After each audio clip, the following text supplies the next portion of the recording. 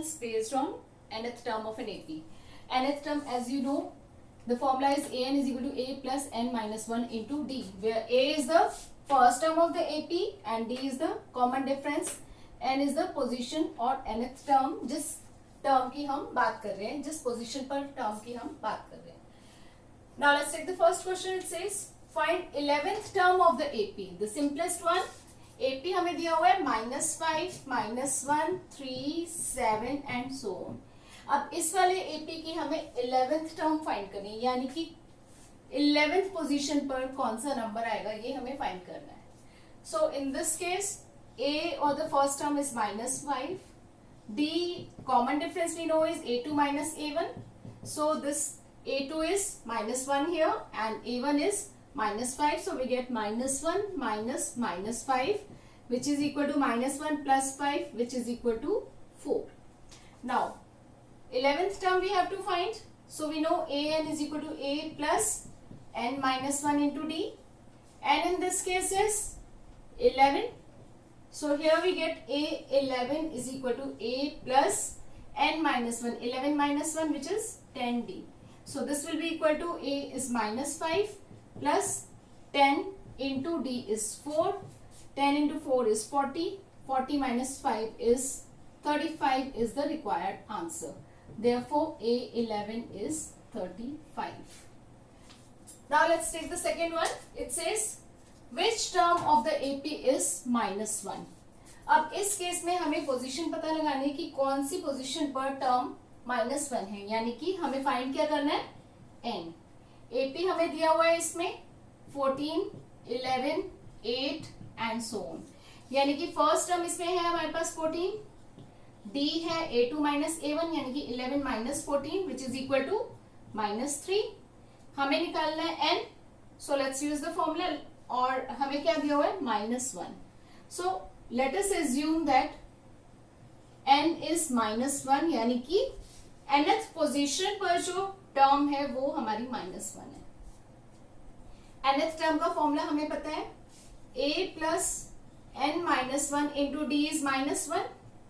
This implies a is 14 plus n minus 1 into d here is -3 is -1. Now transposing 14 on other side, we get n minus 1 into -3 is equal to -1 minus 14, which is equal to -15. So n minus 1 is equal to -15 divided by -3, which is equal to 5. So n in this case is 5 plus 1, which is equal to 6. Therefore, sixth term of this AP is -1. I hope these two simple answers are clear to you. Now let's move to the third one, which says which term of this given AP is its first negative term. First negative term. Negative term means numbers which are less than 0. Less than that means अगर हम assume करें कि nth position पर जो term है वो first negative term है. So AP given here is 121, 117, 113 and so on. So in this case A हमारे पास है 121, D है 117 minus 121, which is equal to -4. और हमें पता लगानी है फर्स्ट नेगेटिव टर्म, यानी कि कौन सी टर्म हमारी less than 0. So nth term formula is a plus n minus 1 into d is equal to is less than 0 in this case. A here is 121 plus n हमें find करना है, d है -4 less than 0. So this implies, अब यहाँ पर inequality है. Inequality यानी कि less than, greater than, less than equal to, greater than equal to. इन सारी इनइक्वालिटीज को सॉल्व करने के लिए कुछ रूल्स होते हैं. I am explaining these rules first. First is suppose any inequality is there. Suppose x plus 5 is less than 2. इसको सॉल्व करने के लिए जैसे हम लीनियर इक्वेशंस करते हैं, had it been x plus 5 is equal to 2, उस केस में हम क्या करते हैं, 5 को वहां ट्रांसपोज कर देते हैं, -5 हो जाता है, 2 minus 5, so we get x is equal to -3. So same rule is applicable here also. या तो हम ट्रांसपोज कर देते हैं या फिर हम क्या करते हैं, -5 ऐड करते हैं. So here we are adding -5 to both sides, तो x हो जाएगा हमारा 2 minus 5. So हमारे पास x आ गया less than -3. In case you have suppose x minus 6 is greater than equal to 7. So minus 6 है, so we need to add 6 on both sides. We can add that. -6 plus 6 0 हो जाएगा, so x is greater than 7 plus 6 13. So these are two rules. जब हम add कर रहे हैं, जब यहाँ पर हमने सब्ट्रैक्ट किया था कोई भी नंबर, यहाँ पर हमने ऐड किया है. So कोई भी inequality है, we can add or subtract any number on both sides using the same rules as in case of equations. Let's see in case we have to multiply. Like suppose 2x is less than 4. अगर हमारे पास equation होती 2x is equal to 4, तो x हमारे पास हो जाता 4/2 which is equal to 2. Same thing here, x is less than, dividing both sides by 2, 4/2, so we get x is less than 2. But सिर्फ एक रूल में डिफरेंस आएगा जब हम दोनों साइड को किसी नेगेटिव नंबर से मल्टीप्लाई या डिवाइड करते हैं. Like here suppose -x is less then 5. x की वैल्यू निकालने के लिए हमें क्या करना है, -1 से दोनों साइड को मल्टीप्लाई करना है. -1 से जब हम मल्टीप्लाई करेंगे, सो -x इंटू -1 यहां पर आ जाएगा 5 इंटू -1. तो ये जो हमारा साइन होगा इनइक्वालिटी का, less than will change to greater than. ये दोनों इंटरचेंज हो जाएंगे और ये दोनों इंटरचेंज हो जाएंगे. अगर हमारे पास ग्रेटर देन होता तो वो लेस देन हो जाता. ये क्यों है, suppose let's take the number say I से 2 इज लेस देन 3. अब अगर मैं दोनों को नेगेटिव से मल्टीप्लाई कर दूं, -2 और -3, इन दोनों के बीच में क्या रिलेशन है, कौन सा नंबर बड़ा है, -2. सो जब हम माइनस नेगेटिव नंबर से मल्टीप्लाई कर रहे हैं तो ये लेस देन साइन चेंज हो जाएगा ग्रेटर देन में. सेम थिंग अगर हमें डिवाइड करना हो, suppose I take the number 1/2. We know 1/2 is greater than 1/4. And I am dividing it by the number say 2. So 1/2 into 1/2 हो जाएगा हमारे पास 1/4. पॉजिटिव नंबर है तो कोई चेंज नहीं आएगा. अगर मैं नेगेटिव नंबर से डिवाइड कर रही हूँ या मल्टीप्लाई कर रही हूँ, उस केस में इनइक्वालिटी हमारी चेंज हो जाएगी. सो अगर मैं -1 से मल्टीप्लाई करती हूँ तो -1/2 we know is less than -1/4. So this thing you have to keep in mind. जब भी हम किसी नेगेटिव नंबर से दोनों साइड को मल्टीप्लाई या डिवाइड करेंगे तो ये साइन हमारा चेंज हो जाएगा. तो यहाँ पर हमारे पास -x into -1 is x is greater than -5 in this case. So let's sum up these rules. First rule is, these are rules for solving inequalities. Inequalities means less than, greater than, less than equal to, or greater than equal to. First rule is, we can add, subtract any number on both sides.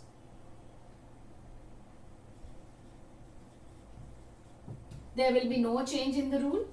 Second is, we can multiply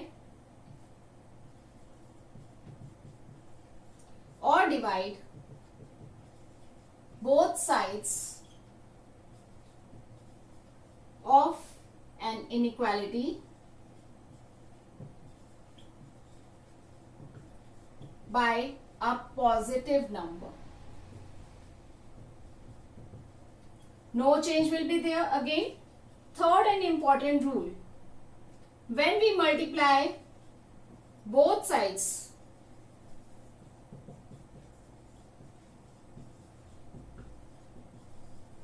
of an inequality by a negative number, sign of inequality is reversed.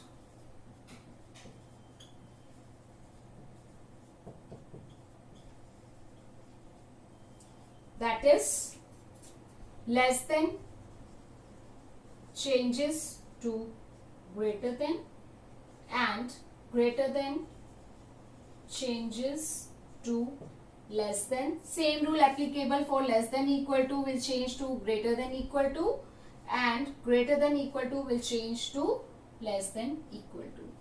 So these two rules are same, only third rule is different. Here when we multiply, or we can say or divide both sides of an inequality by a negative number, then sign of inequality is reversed in case of negative number. Rest of the rules are same. So you need to take care of this point when you do any calculation based on inequalities. Okay, now let's move to the question. Here we get 121 plus n minus 1 into minus 4 is less than 0. Now first of all, 121 we have to bring on other side, or in other words, we have to add minus 121 to both sides. We can simply add or subtract using the first rule. So adding minus 121 to both sides, 121 minus 121 becomes 0.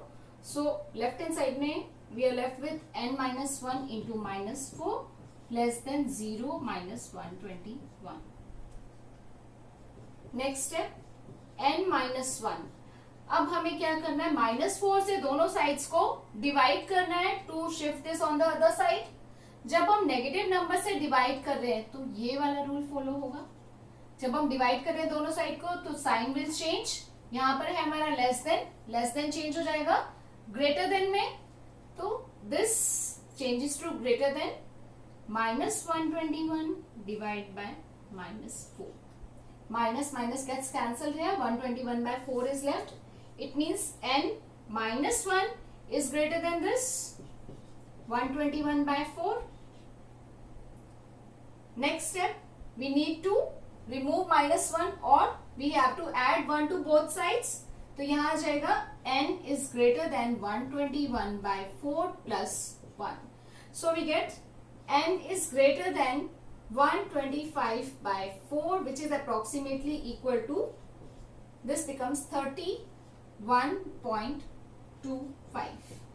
So but n क्या है हमारे पास, n एक natural number है। यहाँ पर condition क्या आई है, n is greater than 31.25.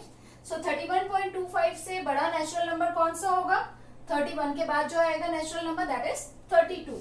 So n is equal to 32. It means 32nd term जो होगी इस वाली एपी की वो फर्स्ट नेगेटिव टर्म होगी। अब यहाँ पर n हमारा है 32 और n इज ग्रेटर देन 31.25, यानी कि अगर हम पोजीशंस की बात करें, ये फर्स्ट है, सेकंड है, थर्ड है, इस तरह से अगर हम पोजीशंस पे जाते हैं, 31st टर्म यहाँ आ जाएगी, 32nd टर्म यहाँ आ जाएगी, यानी कि 32nd पोजीशन पर जो टर्म है ये वाली हमारी फर्स्ट नेगेटिव टर्म होगी। इससे पहले वाली जो टर्म है, इवन 31st टर्म जो होगी वो हमारी पॉजिटिव होगी।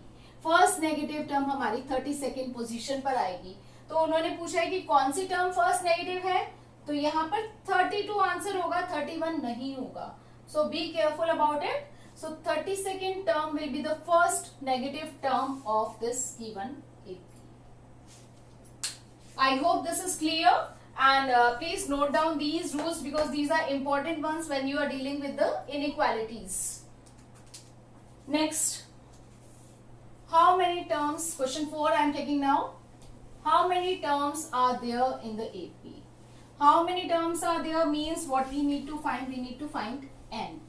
In this case, the AP is given, it is a finite AP as the last term is also mentioned, minus 47. So here the AP is 18, 15 and half, 13, last is minus 47. In this case A or the first term is 18, D is A2 minus A1, so which is equal to 15 and half minus 18.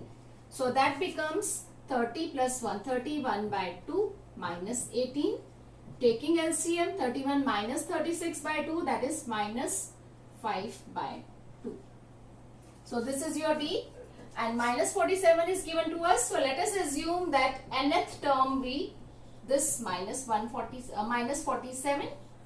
An we know is A plus n minus 1 into D is your 47. Putting the values for A and D, A is 18 plus n minus 1 into D is minus 5 by 2, which is equal to 47.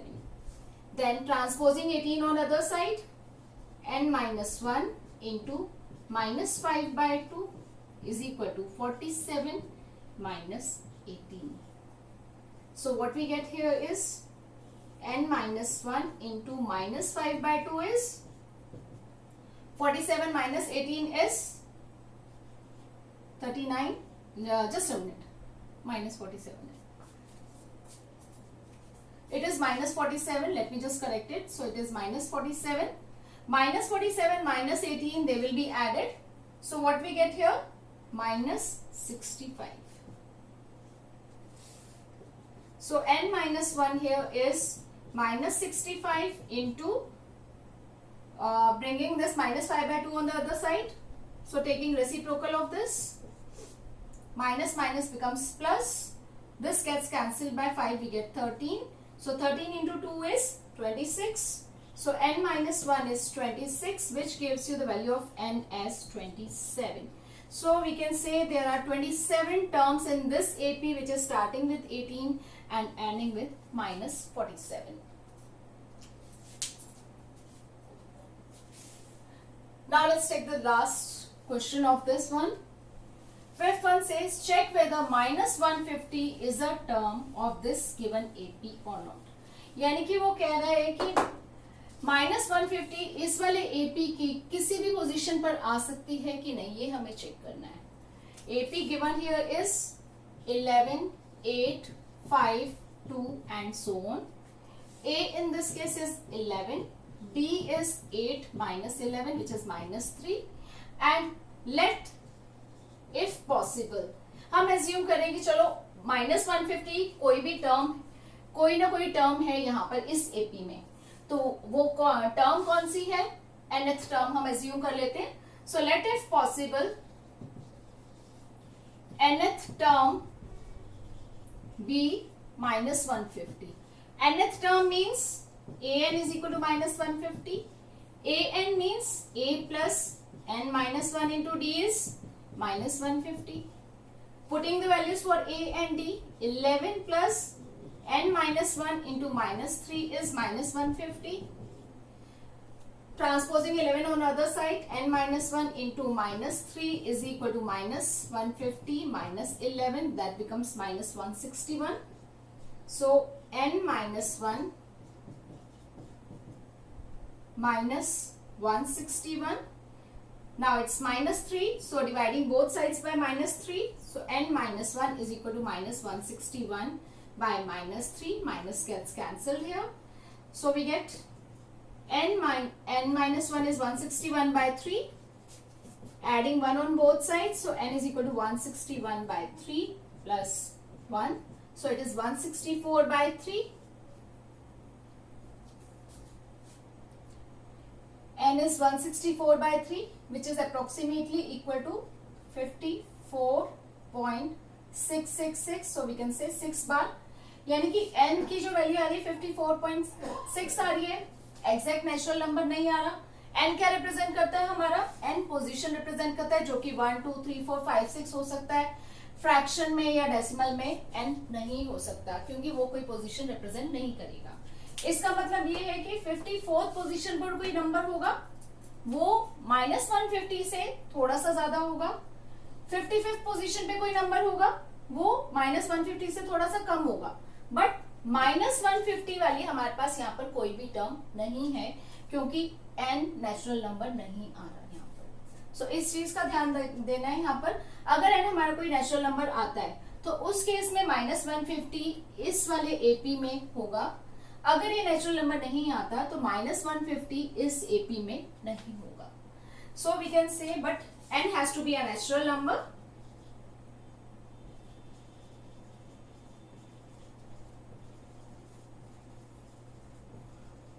Therefore, minus 150 is not a term of the given AP. I hope this one is clear to all of you. Let's take next problem. Sixth one, which says which term of the AP हमें दिया हुआ है 3, 15, 27, 39 and so on will be 132 more than 54th term. इसका A है हमारे पास 3, D है 15 minus 3 which is equal to 12.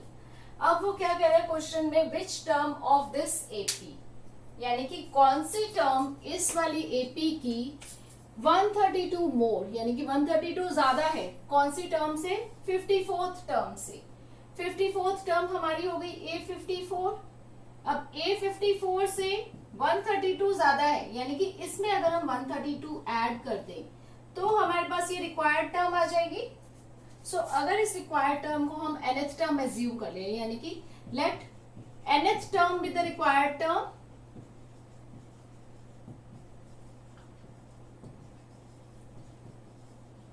तब हमारे पास आ जाएगा nth टर्म यानी कि an is equal to 54th term यानी कि A54 plus 132. So let's put the formula now. A plus n minus 1 into D. A54 हो गया A plus 53D plus 132. A gets cancelled on both side. N minus 1 into D is your 12 is equal to 53 into 12 plus 132. N minus 1 into 12 is equal to 53 into 12, 2 into 3, 6, 3 plus 10, 13, carry 1, 5 and 1, 6, 36 plus 132. So next step here, n minus 1 into 12 हो जाएगा हमारा, this is 768. Next step, n minus 1 is equal to 768 divided by 12. Here we get, this goes by 64. So n in this case is 64 plus 1, 65. So 65th term हमारी जो होगी वो 54th term से 132 ज्यादा होगी. ये एक मेथड है इस क्वेश्चन को करने के लिए. Second method what we can do is, पहले हम A54 फाइंड कर लें, फिर A54 फाइंड करके उसमें हम A54 में हम 132 ऐड कर दें, फिर उसको हम एज्यूम कर लें nth term. So nth term we take as A54 plus 132 जिसकी वैल्यू आपके पास ऑलरेडी आ गई है, फिर वहां से हम n की वैल्यू निकालें. So both ways you can do, जो आपको इजी लगे you can follow that method. Now second question, again these are important questions from examination point of view. Find 31st term of an AP. 31st term हमें find करनी है यानी कि A31 हमें find करना है. whose 11th term is 38. 11th term 38 यानी कि A11 हमें दिया हुआ है 38 एंड 16th टर्म इज 73 यानी कि A16 हमें दिया हुआ है 73. A11 is 38 means using the formula for nth term A plus n minus 1 into D. n यहाँ पर है हमारा 11, तो ये हो जाएगा A plus 11 minus 1 is 10. So we can write it directly as A plus 10D is equal to 38. ये आ गई हमारी फर्स्ट इक्वेशन और यहाँ से आ जाएगी हमारी सेकेंड इक्वेशन. A16 दिया हुआ है यानी कि A plus 16 minus 1 15D is equal to 73. This gives you second equation. अब इस टाइप के क्वेश्चन में जहां हमें दो टर्म दी हुई है और हमें एपी में कुछ भी निकालना है या 31st टर्म निकालना है, 32nd टर्म निकालना है या कुछ और निकालना है, तो उस केस में हम क्या करेंगे, दो इक्वेशंस जो हमारे पास आ गई हैं इन टर्म से, इन दोनों इक्वेशंस को हमें साइमल्टेनियसली सॉल्व करना है, जो मेथड्स हमने लीनियर इक्वेशंस में ऑलरेडी किए हुए हैं. अब क्योंकि ये हमारी एपी nth टर्म है तो इधर a और a दोनों में होगा, सो कोफिशिएंट्स दोनों के सेम होंगे, तो सिंपलेस्ट वे हमारे पास क्या आ जाता है, एलिमिनेशन, जिसमें कोफिशिएंट यहाँ पर a है दोनों का और 15d है, यहाँ पर 10d है। तो इस वाली इक्वेशन में से अगर हम इसको सब्ट्रैक्ट कर दें, we'll directly get the value of d. So subtracting equation 1 from equation 2, तो पहले हम लिखेंगे second equation which is a plus 15d is equal to 73। फिर हम लिखेंगे फर्स्ट इक्वेशन जो कि है a plus 10d is equal to 38। Subtracting it, when we subtract we change the sign and add with the change sign, so a minus a gets cancelled, a eliminate हो गया यहाँ पर हमारा, 15 minus 10 हमारा हो गया 5d, 73 minus 38 that is equal to 35। so यहाँ से हमारे पास d की वैल्यू आ गई 35/5 that's equal to 7। अब हमारे पास d की वैल्यू आ गई, उसके बाद हमें क्या करना है, एपी के mostly questions revolve around the value of d and a। A31 के लिए भी हमें क्या चाहिए, A31 we know is a plus 30d, so हमें चाहिए वैल्यू a की और d की। d की वैल्यू हमारे पास आ गई, अब हमें चाहिए वैल्यू a की। सो a की वैल्यू के लिए वी कैन यूज फर्स्ट और second equation. I am using the first equation that is from equation 1, a plus 10 into d is 7 is equal to 38। so this implies a की value आ जाएगी हमारे पास 38 minus 10 into 7 70 which is equal to minus 32। अब हमारे पास a और d दोनों की value आ गई, तो हम a31 निकाल सकते हैं। so a31 is a plus 30d, putting the values minus 32 plus 30 into d is 7, so here we get minus 32 plus 210, 10 गया, then 22 we deduct from 200 we get 178। so here the 31st term of this AP is 178, यानी कि 31st position पर जो term होगी वो इसकी 178 होगी। So it's a simple example. Whenever the two terms are given, what you need to do? You need to frame equations from these two conditions. अब AP में just keep your target कि जो equations हमारे पास आई है वहां से हम A और D की वैल्यू निकाल लें। After getting the values of A and D, whatever is asked in the question, 31st term, 15th term, 17th term, we can find using the values of A and D. The next question. It says the 17th term of an AP exceeds the 10th term by 7. Find the common difference. Now 17th term means A 17 exceeds the 10th term by 7, यानी कि 17th term हमारी 10th term से 7 ज्यादा है, यानी कि A 17 में से अगर हम A 10 सब्ट्रैक्ट कर दें तो हमारे पास आ जाएगा 7। So this question has come several times. This may be asked in this form also. If A17 minus A10 is 7, find the common difference. So either in this form or in this form, you should be able to, if it is given in this form, you should be able to frame this equation. A17 का मतलब हो गया हमारे पास A plus 17 minus 1 हो गया 16D minus A10 means A plus 9D is equal to 7. Don't forget to put this in bracket because when we open the bracket, both signs will change.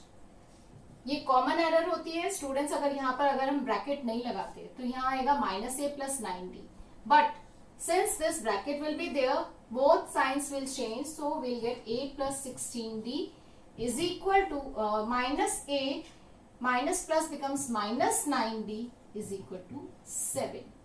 A gets cancelled here. 16 minus 9 is 7d is equal to 7. So यहाँ से हमारे पास d की value आ जाएगी 1. So simple question. Only thing is that you should be able to frame the equation properly for this. Now next question. The nth term of an AP is 6n plus 2. Nth term is given here. Nth term means an. an is given to you 6n plus 2. अब इस case में हमारे पास AP नहीं दिया हुआ, A नहीं दिया हुआ, D नहीं दिया हुआ, कुछ नहीं दिया हुआ है. सिर्फ वो nth टर्म एक एक्सप्रेशन की फॉर्म में आपको दिया हुआ है.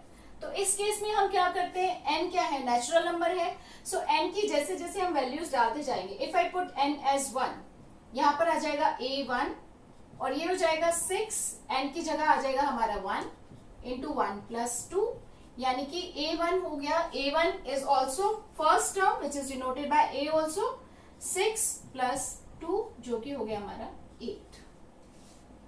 अगर हम n को 2 लेते हैं तो a2 हमारा हो जाएगा 6 into 2 plus 2 which is equal to 12 plus 2 14 and so on.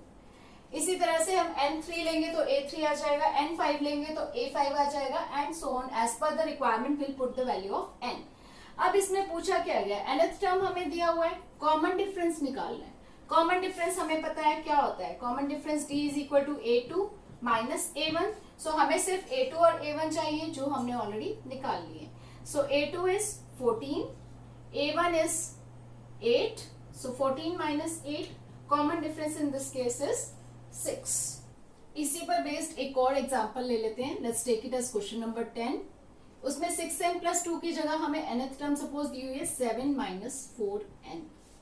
अब nth term is given, it means an is equal to 7 minus 4n. हमें निकालना है कॉमन डिफरेंस. तो अगेन इसी तरह से हम प्रोसीड करेंगे. n को अगर मैं 1 लेती हूँ तो a1 हो जाएगा हमारा 7 minus 4 into 1, that is equal to 7 minus 4. So a1 is equal to 7 minus 4 3. n को अगर मैं 2 लेती हूँ तो हो जाएगा a2 is equal to 7 minus 4 into 2, 4 into 2 हो गया हमारा 8, 7 माइनस 8 हो गया हमारा माइनस 1. अब कॉमन डिफरेंस होता है हमारा a2 माइनस a1. a2 है हमारा minus 1 minus a1 is 3, so minus 1 minus 1 it is minus 4. So this is the required answer. So I hope this concept is clear. These two are important questions from examination point of view. If nth term is given, they can ask you anything. Like here they have asked for the common difference. They can ask you for AP also. In case AP is asked, A1 है हमारे पास, A2 है हमारे पास, D है.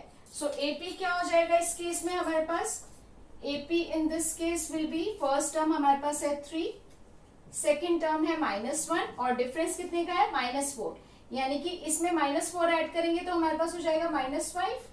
Again adding -4 we get -9 and so on. So this will be the required AP. इस वाले case में AP क्या हो जाएगा हमारा, फर्स्ट टर्म हमारी आई थी 8, सेकेंड टर्म थी हमारी 14 और कॉमन डिफरेंस था 6 का, यानी कि नेक्स्ट टर्म के लिए हम 6 ऐड कर देंगे. 14 plus 6 we get 20, 20 plus 6 we get 26, 32 and so on. So this is the required AP. So according to the question you have to answer. अगर common difference पूछा गया है तो आप सिर्फ D is equal to 6 निकालोगे. AP पूछा गया है then you will find out at least 3 terms of this AP. Same thing here, common difference you will leave answer till -4.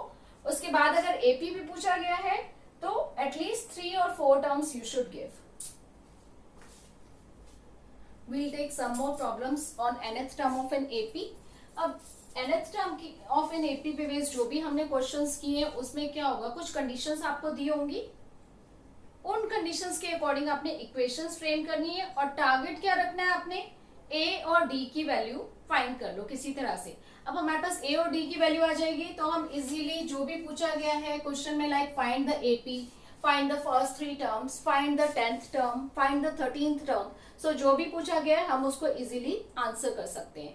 So हमारा टारगेट क्या रहेगा, पहले हम इक्वेशंस फ्रेम करें और उन 2 इक्वेशंस बन रही है, एक बन रही है, जो भी कंडीशन है वहां से हम किसी तरह से A और D यानी कि फर्स्ट टर्म और कॉमन डिफरेंस की वैल्यू अगर हमें पता चल गई तो जो भी क्वेश्चन में पूछा गया है वो हम इजीली निकाल सकते हैं. Let's take the next one. 11th question में वो क्या कह रहा है, The sum of 4th and 8th term of an AP is 24. तो 2 टर्म्स की बात कर रहे हैं. फोर्थ टर्म यानी कि A4 और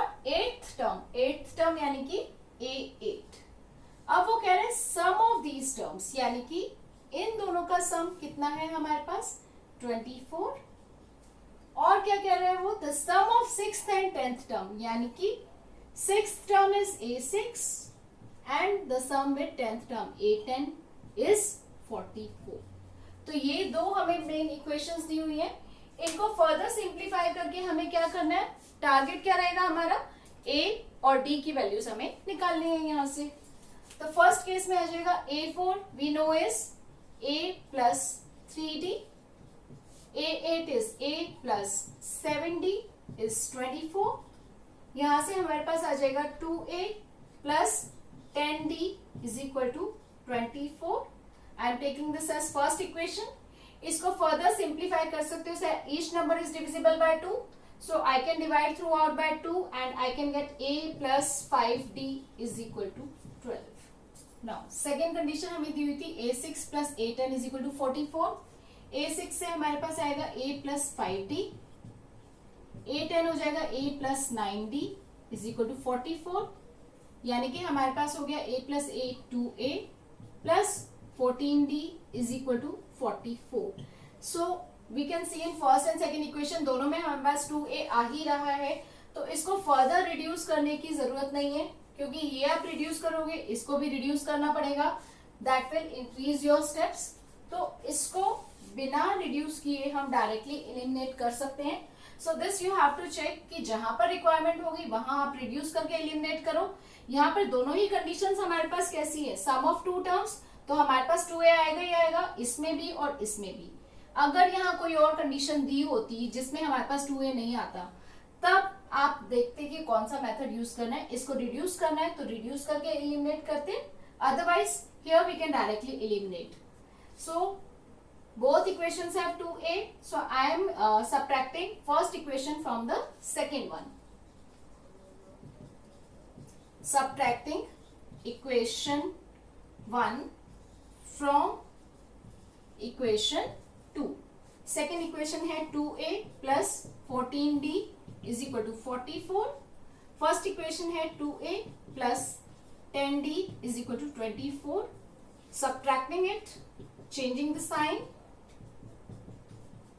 2A gets eliminated, 14 minus 10 is 4D, 44 minus 24 is 20। यहां से हमारे पास D की वैल्यू आ जाएगी 5। अब इस D की वैल्यू को हम फर्स्ट या सेकेंड किसी भी इक्वेशन में पुट करके A की वैल्यू निकाल सकते हैं। I am using equation 1, from equation 1 2A plus 10 into 5 is equal to 24। This implies 2A is equal to 24 minus 5 into 10 50, that's equal to minus 26। So this implies A is equal to minus 26 by 2 which is equal to minus 13। अब हमारे पास आ गई A की value और D की value हमने already निकाल ली है। The value of D is 5। Once we get these two values, then check the question again. What is asked? Find the AP। अब AP find करने के लिए हमें क्या चाहिए? The required AP is first term है हमारी 13 माइनस 13, उसमें D ऐड करते जाना है, 5 ऐड करेंगे आ जाएगा हमारे पास -8, again add 5 we get -3, again add 5 we get 2, adding 5 we get 7 and so on। So this is the required AP and again you have to check the question what is asked। यहाँ पर AP पूछा गया है तो at least 3 terms you have to mention। The question may ask you find first 3 terms, find the second term, find the 10th term। So उसके according आपने answer देना है और सभी केस में आपको D और A की वैल्यू चाहिए होंगी बस। Now let's take the next question। The sum of 3 numbers of an AP is 27। अब हमें 3 नंबर दिए हुए जो कि AP में है, उनका सम है 27। Just recall the formulas we have done earlier, उसमें हमने क्लियरली मेंशन किया था अगर हमें सम दिया हुआ है 3 नंबर्स का तो हम क्या यूज करेंगे, नंबर्स हम यूज करेंगे let the 3 numbers be A minus D, A and A plus D। ये हम क्यों यूज कर रहे हैं, क्योंकि हमें सम दिया हुआ है 27। जब हम इनका सम फाइंड करेंगे यानी कि A minus D plus a plus d is 27. तो इनको जब हम ऐड करेंगे d वाली टर्म हमारी कैंसिल हो जाएगी, सिर्फ a वाली टर्म बचेगी. a plus a becomes 3a is 27. सो यहां से हमारे पास इजीली a की वैल्यू आ जाएगी, इसीलिए हम ये इस पर्टिकुलर फॉर्मेट में लेते हैं. So this is according to first condition. Second condition says their product is 405. Their product यानी कि इन तीनों टर्म्स का product. So product is equal to 405. This implies a minus d into a plus d is 405. अब इनकी values put करेंगे. a है हमारे पास 9 और ये हो गया a minus D into A plus D. Recall the identity a plus B into A minus B is A square minus B square. तो ये हो जाएगा a square minus D square is 405. So यहाँ पर हमारे पास आ गया a square is 9 square minus D square is equal to 9 वहां ले जाकर डिवाइड कर देंगे. 405 डिवाइड बाय 9 is 45.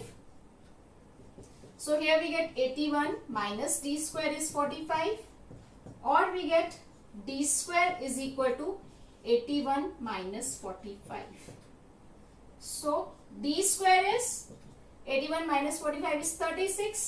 यहां से हमारे पास d की वैल्यू आ जाएगी प्लस माइनस 6, बिकॉज प्लस 6 भी इस इक्वेशन को सेटिस्फाई कर रहा है और माइनस 6 भी, तो इसलिए हमें दोनों केसेस लेने. अगर आप सिर्फ प्लस 6 लेते हो आंसर विल बी इनकम्प्लीट. अब क्वेश्चन में पूछा गया find the numbers. So this is not the answer. हमें आगे नंबर्स भी फाइंड करने हैं. सो हमें ये दोनों केसेस लेने हैं.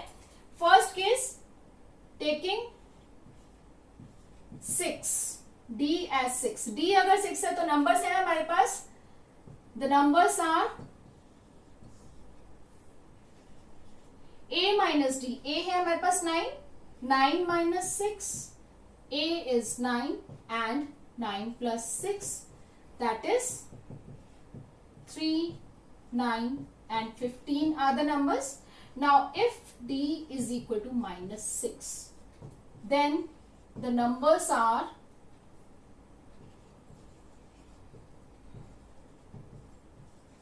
इस केस में नंबर्स हमारे क्या हो जाएंगे a माइनस डी यानी कि 9 minus minus 6. Second number is a only. Third is a plus D यानी कि 9 plus minus 6. Taking care of negative sign the numbers will be 9 minus minus becomes plus. 9 plus 6 is 15. 9 and 3. So therefore 3 numbers are, first case में आया था हमारा 3, 9 and 15 और 15, 9 and 3. So ये दोनों cases हमें लेने होंगे according to the value of d. First case the value of d is 6. Second case the value of d is -6, which gives us two set of numbers. Both have to be mentioned in the answer. I hope after watching these videos you will be able to do any question based on the nth term of an AP which we have discussed till now. nth term पे based कोई भी question आएगा, आपको target क्या रखना है, पहले जो गिवन कंडीशन है उससे इक्वेशंस फ्रेम करनी है. फिर अगर आप ए और डी की वैल्यू निकाल लेते हो तो जो भी क्वेश्चन में पूछा गया होगा आप इजीली आंसर कर सकते हो. I hope you like the video and you will be able to do questions based on nth term now. अभी तक हमने जो क्वेश्चंस किए हैं उनमें हम एक ही एपी लेते थे एक क्वेश्चन में. Now let's take some questions in which 2 APs are given in the same question, like this one. First one, for what value of n are the nth term of the 2 APs 63, 67, 71 and 3, 10, 17 etc. And so on are equal. अब हमें 2 APs दिए हुए हैं इस वाले case में 63, 67, 71 and so on. और second वाला AP हमें दिया हुआ है 3, 10, 17 and so on. अब फर्स्ट वाले AP को let's assume let first term be A and common difference is B. So first term हमारी हो जाएगी यहाँ पर 63, D हमारा हो जाएगा 67 minus 63 which is equal to 4. अब इसकी nth टर्म क्या हो जाएगी, an is equal to a plus n minus 1 into D. ये हो जाएगी हमारी 63 plus n minus 1 into D which is 4. यानी कि हो जाएगी 63 प्लस 4n माइनस 4 और we can say it's 59 plus 4n. इसी तरह से जो हमारे सेकेंड एपी दिया हुआ है उसकी हम फर्स्ट टर्म को कंसिडर कर लेते हैं b. Let the first term be b and common difference को यहाँ पर हम कंसिडर कर लेते हैं d डैश, क्योंकि ये डिफरेंट एपीज है और इनका कॉमन डिफरेंस भी अलग होंगे. सो इसकी nth term in this case b is the first term, तो b की वैल्यू है यहाँ पर 3. d डैश इसका कॉमन डिफरेंस है 10 minus 3 which is equal to 7. As you can see here, d dash is 7 and d is 4. So you need to use different variables for these two. Now इसकी nth term हो जाएगी हमारी bn will be equal to b plus n minus 1 into d dash. अब bn क्या होगा, b की value है 3, n minus 1 as it is, d dash is 7. So this gives you 3 plus 7n minus 7 और this is 7n minus 4. ये हो गया हमारा bn. अब वो क्वेश्चन में क्या कह रहा है कि दो एपीज हमें दिए हुए हैं तो हमें वो वैल्यू निकालनी है n की जिससे कि दोनों की nth टर्म सेम हो जाए. अब हमने दोनों की nth टर्म निकाल ली. an हमारा है 59 प्लस 4n, bn है 7n plus minus 4. So according to the question क्या दिया हुआ है हमें, क्वेश्चन में वो कह रहा है कि दोनों एपीज की nth टर्म सेम है, यानी कि इसका an इसके bn के इक्वल है. an is equal to bn यानी कि 59 plus 4n is equal to 7n minus 4. Transposing the terms, 59 plus 4 is equal to 7n minus 4n. So this implies 59 plus 4 is 63 is equal to 3n, or we can say n is equal to 21. n आ गया 21. Therefore 21st term of the two APs will be equal. यानी कि ये क्या कह रहा है, इस वाले एपी की जो 21st टर्म होगी और इस वाले एपी की जो 21st टर्म होगी, इन दोनों की वैल्यू इक्वल होगी. I hope it's clear. Let's move to that second one. Two APs have the same common difference. अब हमें वो दो एपीज दे रहा है. दो एपीज मेंशन नहीं है एपीज कौन से हैं, but we are talking about two different APs here जिनका कॉमन डिफरेंस सेम है. कॉमन डिफरेंस यानी कि a2 माइनस a1, और we can say the difference between consecutive terms is same. So let's consider, let the two APs B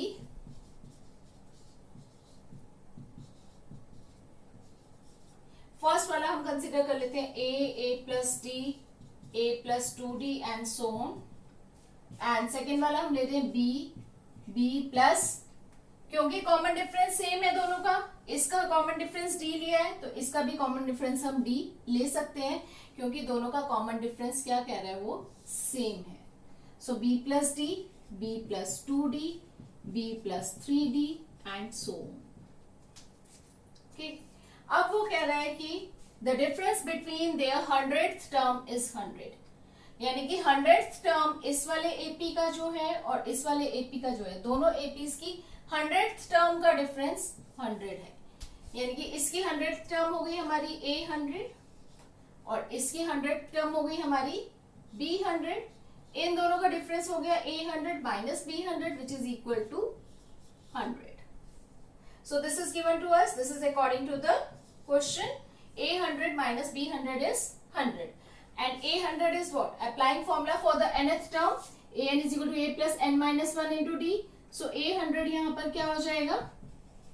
A plus 100 minus 1 99D. So यहाँ पर हमारे पास आ जाएगा A plus 99D minus B 100. Same way we get B plus 99D is equal to 100.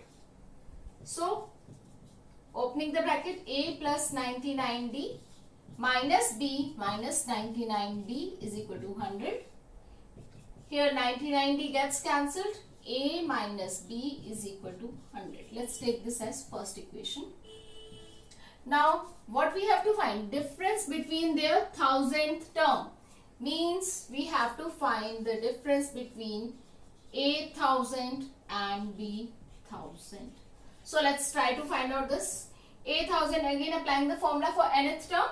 This will be equal to A plus 1000 minus 1 999D minus B 1000 is B plus 999D. Opening the bracket, we get A plus 999D minus B minus 999D.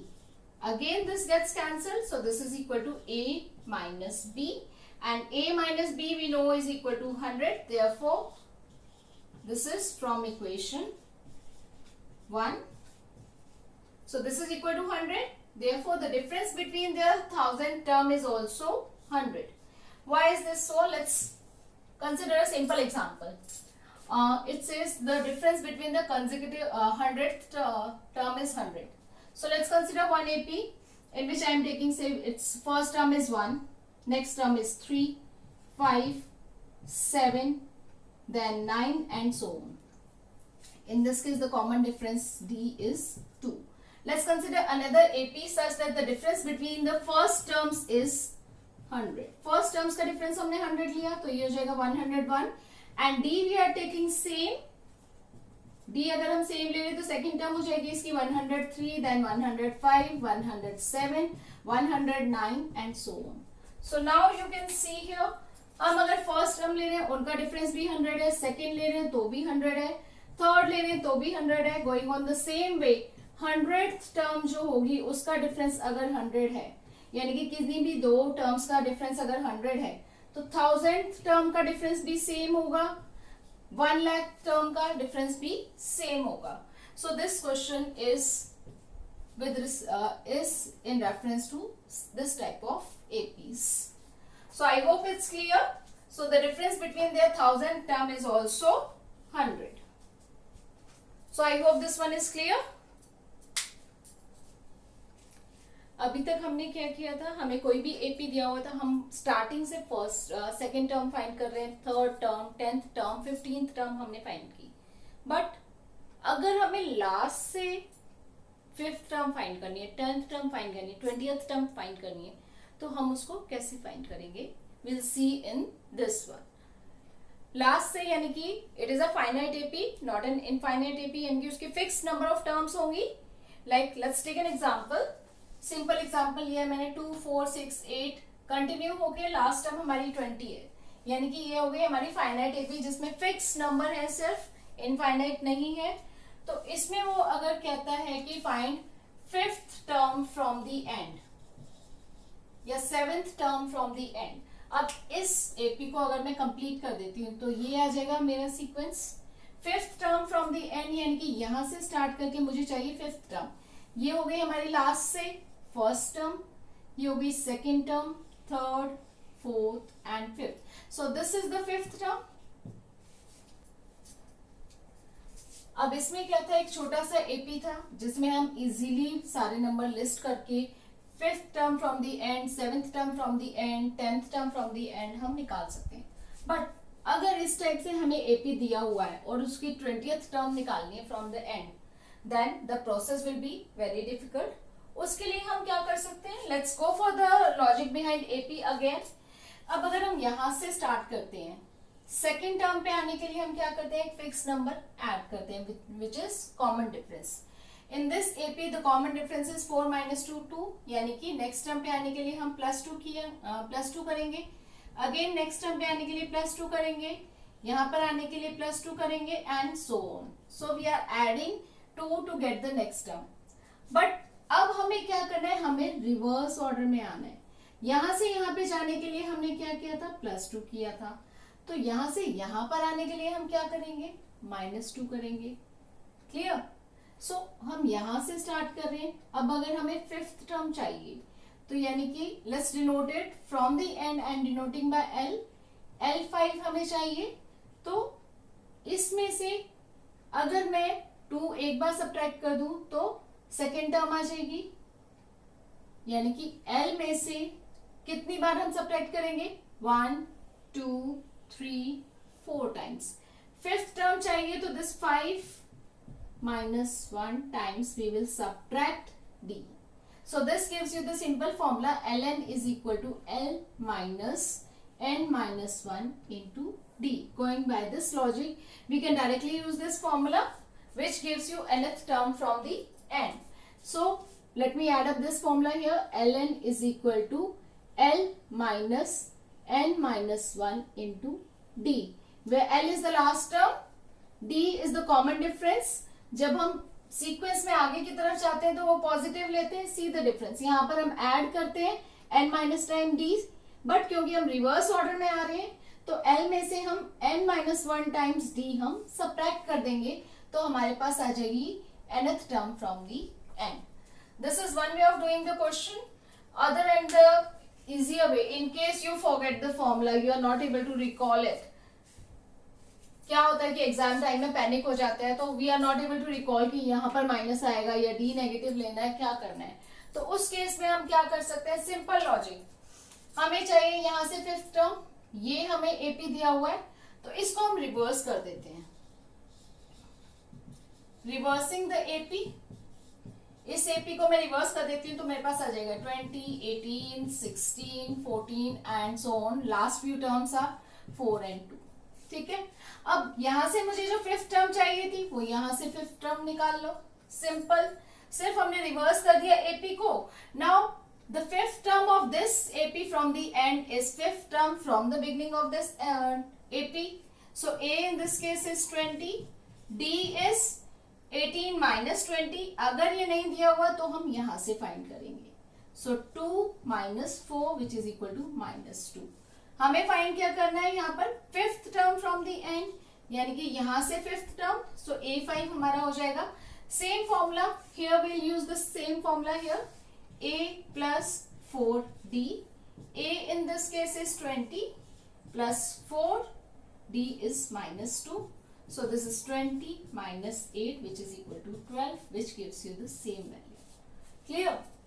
जब हमने ln का formula use किया था, if I use this formula ln is equal to L minus n minus 1 into D. For this sequence, L is 20 minus n here is 5. 5 minus 1 is 4, and D for this sequence is 2, which again gives you 20 minus 8, that is equal to 12. So you can use any one method to find out the nth term from the end. Both methods are correct. I hope this logic is clear. So let's come to the questions related to it. The questions are direct questions. Based on it, you have to find nth term from the end. So I am taking both the methods. For first one, I am using the reversing the order. Second one, I'll directly use the formula. So, and you can use any one method, that's up to you. Both methods are correct. First one,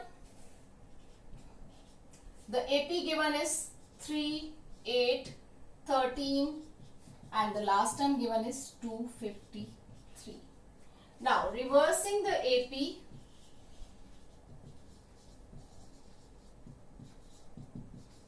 we get 253 will come in the front. Following the same order, then will come 13, 8, 3, that's it. Now यहाँ से हमारी 20th term same होगी जो यहाँ से 20th term है. So for this AP we'll find out the 20th term. So A in this case is 253. D हम कहाँ से निकालेंगे, यहाँ से. 3 minus 8 is equal to -5. Be careful, ऐसे नहीं फाइंड करेंगे. D रिवर्स ऑर्डर में होता है हमेशा. किसी भी टर्म से उसकी प्रीसीडिंग टर्म हम उससे पहले वाले टर्म को सबट्रैक्ट करते हैं. Now we have to find 20th term. 20th term इसकी हो जाएगी a प्लस 19d. a हमारा है 253 plus 19 into d is -5. So we get 253. 19 into -5 is -95. So here we get 253 minus 95. 95 subtract करने के लिए हम क्या कर सकते हैं? सिंपल वे, इसमें से 100 सब्ट्रैक्ट करो. 253 minus 100 we get 153. अब 5 एक्स्ट्रा कर दिया हमने तो इसमें 5 ऐड कर दो. So subtract 100, add 5. So we get 158. So this way you can directly do it easily and the calculations will also become faster. So therefore 20th term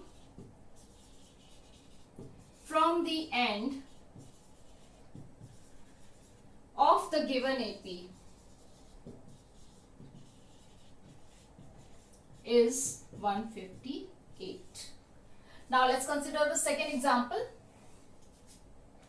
In second one, as I told you, I'll be taking the direct formula. The sequence given here is 8, 10, 12 and so on till 126. So in this case, the last term I am taking as this one, 126. D is 10 minus 8, which is equal to 2. Now what we have to find out is 10th term from the end. So using the formula, ln is equal to L minus n minus 1 into D. So this gives you L, we have to find 10th term. So we have to, n in this case is 10. So L is 126 minus 10 minus 1 into D is 2. So we get 126 minus 9 into 2, 18. Again to subtract 18, what I can do? Subtract 20, add 2. So 126 minus 20 is 106 plus 2, we get 108. So 108 is the required 10th term from the end of the given AP. Now both the methods are in front of you, so you can use the one which you like, which you feel that you can easily adopt and do it correctly. So I hope this method is clear.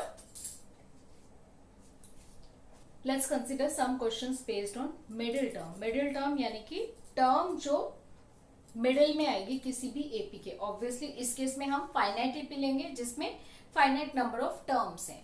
अब middle term निकालने के लिए suppose n is the total number of terms. अब उसमें दो cases हमारे पास हो सकते हैं. फर्स्ट केस हो जाएगा n ऑड नंबर है, कोई भी ऑड नंबर है. सपोज हमारे पास n क्या है, ऑड नंबर 3 है. अगर हमारे पास 3 नंबर्स हैं तो मिडिल में कौन सा नंबर आ जाएगा? Second number will be the middle term of this AP. And next odd number ले लेते हैं हम, 5 है. अगर 5 टर्म्स हैं हमारे पास तो मिडिल में कौन सी आ जाएंगी? एक यहाँ से हटा दो, एक यहाँ से हटा दो, यहाँ से हटा दो, यहाँ से, this one. So first, second, third term. So third term of the AP will be the middle term in that case. It means अगर n हमारा ऑड है, if n is odd then n plus 1 by 2th term will be the middle term. इस case में हमें क्या था? 5 था. 5 plus 1 कितना हो गया? 6. 6 divide by 2 we get 3. So third term जो हमारी आई थी वो थी middle term. So we can easily get it directly by using the formula, that is n plus 1 by 2th term will give you the middle term in that case. Now let's consider second case. Second case यानी कि जब n की value even है, n कोई भी even number है. अब दो होंगे तो दो में तो मिडिल टर्म होंगी नहीं, दोनों ही होंगी. Let's take next even number. 4 terms है. अगर हमारे पास 4 टर्म्स हैं तो ये दो हमारी मिडिल टर्म्स हो जाएंगी, यानी कि सेकेंड और third term. Okay. And in case we have 6 terms which is next even number. 6 terms होंगी तो 2 यहां से छोड़ दो, 2 यहां से छोड़ दो, so these 2 will be the middle terms. So जब इवन नंबर ऑफ टर्म्स है तो हमारे पास एक टर्म नहीं होगी, 2 मिडिल टर्म्स होंगी. यानी कि सेंटर में, एपी के सेंटर में हमारे पास 2 टर्म्स होंगी, एक टर्म नहीं होगी. क्लियर? सो हमने एग्जांपल लिया था 4 टर्म्स का विच इज इवन नंबर, और हमारे पास मिडिल टर्म्स आ रही हैं ये दोनों, सेकेंड और थर्ड. तो ये हम कैसे निकालेंगे? If the number is big, यहाँ तो 4 6 है, हम इजीली फाइंड कर सकते हैं. But if number is big, suppose we have 105 106 terms in the AP, even number ले रहे हैं हम, तो उस केस में हम सिंपल फॉर्मूला यूज कर सकते हैं. यहाँ पर n क्या है 4, सेकेंड टर्म पे आने के लिए हम क्या करेंगे, n को 2 से डिवाइड कर देंगे, यानी कि एक टर्म हमारी आ जाएगी by using simple formula n by 2th term will be first middle term, और उसके नेक्स्ट वाली टर्म यानी कि n by 2 में हम 1 अगर ऐड कर देंगे तो हमारे पास नेक्स्ट वाली टर्म आ जाएगी. तो 2 मिडिल टर्म्स हमारी इवन नंबर के केस में कैसी आएंगी? First will be n by 2th term and second is n by 2 plus 1th term. So even के केस में हमारे पास 2 मिडिल टर्म्स होंगी हमेशा, n by 2th and n by 2 plus 1th term. Clear? So जब भी हम middle term निकालेंगे उसके लिए हमारे पास नंबर ऑफ टर्म्स, कितनी टर्म्स हैं उस एपी में, वो हमें पता होना चाहिए. If it is given in AP fine, otherwise first thing we have to do is we have to find out n, that is इस वाले एपी में कितनी टर्म्स हैं हमारे पास. Let's take the questions now. First one, find the value of the middle term और terms. Now they are not mentioning कि middle term एक ही है कि नहीं है, एक से ज्यादा है, तो वो हमें फाइंड करना होगा. एक टर्म कब होगी? जब ऑड नंबर होगा. इवन होगा तो 2 मिडिल टर्म्स होंगी. तो दे हैव क्लियरली मेंशन्ड, वो टर्म भी हो सकती है या फिर ब्रैकेट में ऐसे, यानी कि 2 टर्म्स भी हो सकती हैं. सो उसकी वैल्यू हमें निकालनी है for the given AP -6 -2 2 till 58. So let's take the first question. AP given here is -6 -2 2 till 58. So our first task is to find out the value of n. अब n के लिए इसको हम assume कर लेंगे nth टर्म, और इस वाले AP के लिए a है हमारा -6, d है second term minus the first term which gives you -2 plus 6 which is 4. And let nth term of this AP is equal to 58. So nth term we know is a plus n minus 1 into d is 58. a हमारे पास है -6 plus n minus 1 into d is 4 is 58. So here -6 को वहां ले जाएंगे, हमारे पास हो जाएगा n minus 1 into 4 is equal to 58 plus 6, that becomes 64. Next step, n minus 1 is equal to 64, divide by 4, so we get here 16. So n minus 1 is 16, this implies n is equal to 17. अब हमारे पास n की value आ गई, n की value है 17. 17 is odd or even? 17 we know is odd, so n is equal to 17 which is odd number. अब ये odd number है तो हम डायरेक्टली क्या करेंगे, फर्स्ट वाला फॉर्मूला यूज कर लेंगे, और odd है तो हमारे पास एक ही मिडिल टर्म होगी. therefore middle term is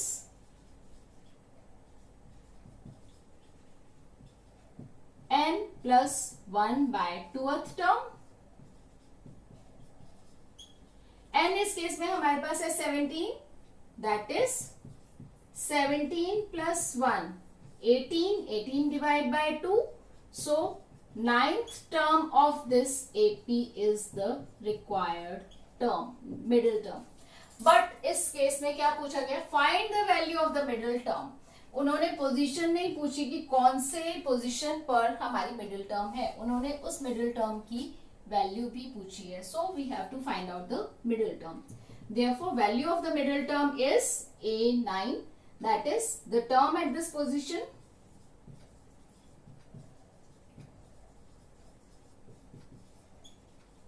is equal to A9, and we know A9 is A plus 8D. A in this case is minus 6. So minus 6 plus 8 into D is 4. So minus 6 plus 32, we get 26. So middle term, the value of the middle term of this given AP is 26, which will come somewhere in the middle of this AP. Let's take the second one. Second one says find the sum of the two middle terms of the AP. Sum of two middle terms means they are clearly mentioning that there will be two middle terms. So in this case, n should be an even number, which is not given though. We'll find out. So here second one, it says find the sum of the two middle terms of the given AP. AP हमें दिया हुआ है -4/3, -1, -2/3, continue till 4, 1/3, which is equal to 3 into 4, 12 plus 1, which is 13/3. Clear? So again middle terms find करने के लिए first step क्या होगा, हमें n की value find करनी है.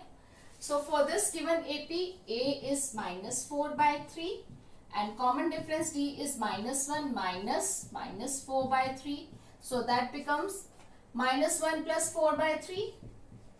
So that is equal to 1/3. Clear? Now to find out n, let's assume the last term 13/3 is an. Let an is equal to 13/3. An we know is A plus n minus 1 into D, which is 13/3.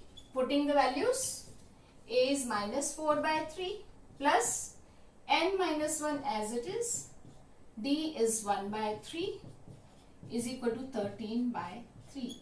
Now in this equation we can see each term has the denominator 3. So in order to simplify our calculation, we are multiplying both sides by 3.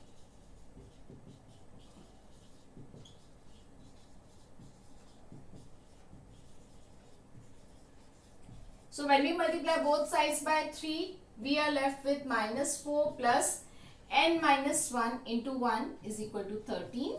So that is -5. So n is equal to 13 plus 5, which is equal to 18. Now n in this case is 18.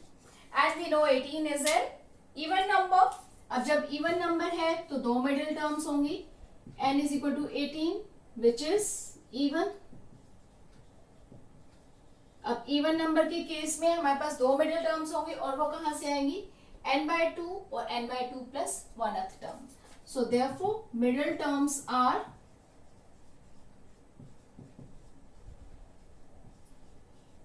n/2 plus 1th terms. n हमारे case में 18, so 18/2th term यानी कि 9th term, and 18/2 plus 1th term are the two middle terms. So ये कौन सी हो जाएगी, 9th and 10th terms of this AP are the two middle terms. But our question doesn't stop here. They are asking for the sum of the two middle terms. It means what they are asking? Sum of middle terms is